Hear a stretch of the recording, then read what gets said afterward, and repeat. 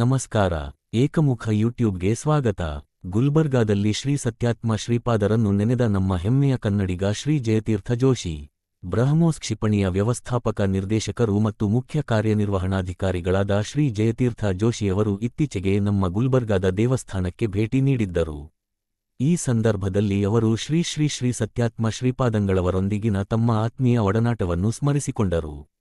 ಅಲ್ಲದೆ ಗುಲ್ಬರ್ಗಾ ನಗರದ ಜನರೊಂದಿಗೆ ಅವರಿಗಿದ್ದ ವಿಶೇಷ ಬಾಂಧವ್ಯವನ್ನು ಸಹ ಅವರು ಮೆಲುಕು ಹಾಕಿದರು. ಶ್ರೀ ಜೋಶಿಯವರ ಈ ಭೇಟಿಯು ಆಧ್ಯಾತ್ಮಿಕ ಮತ್ತು ವೈಯಕ್ತಿಕ ನೆನಪುಗಳ ಸುಂದರ ಸಂಗಮವಾಗಿತ್ತು. ಗಮನಾರ್ಹ ವಿಷಯವೆಂದರೆ, ಜಯತೀರ್ಥ ಜೋಶಿ ಅವರ ಪೂರ್ವಜರು ಮೂಲತಃ ಕೊಪ್ಪಳ ಜಿಲ್ಲೆಯ ಕುಷ್ಟಗಿಯವರು. ನಿಜಾಮರ ಆಳ್ವಿಕೆಯ ಕಾಲದಲ್ಲಿ ಅವರ ಕುಟುಂಬಸ್ಥರು ಹೈದರಾಬಾದ್ಗೆ ವಲಸೆ ಹೋಗಿದ್ದರು.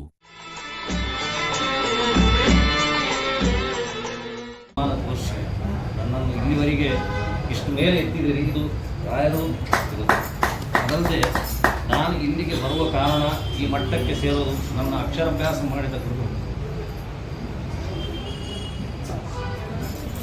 ನಾರಾಯಣ ತೀರ್ಥ ಸ್ವಾಮಿ ಹಾಗೂ ನನ್ನ ವಿದ್ಯಾಮನ್ ತೀರ್ಥಕ್ಕಾಗಿ.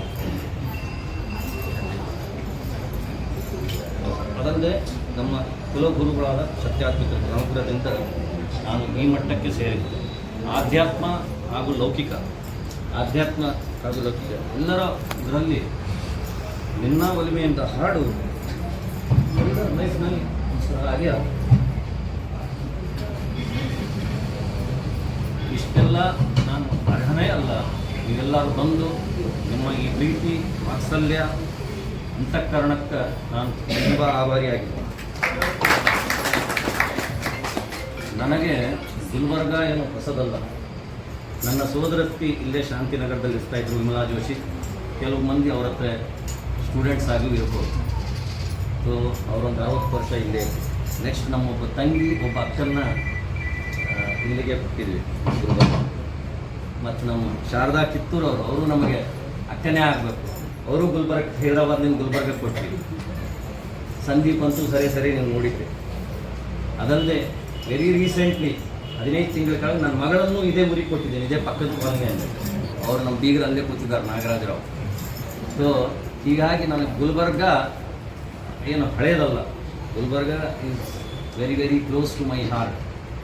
ಸೊ ಈ ಕಾರ್ಯಕ್ರಮ ಬ್ರಹ್ಮೋಸ್ ಇದೆಲ್ಲ ಗುರುಗಳ ಅನುಗ್ರಹ, ದೊಡ್ಡವರ ಆಶೀರ್ವಾದ, ನಾವು ಎಲ್ಲರೂ ಮಾಡುವ ಖುಷಿ.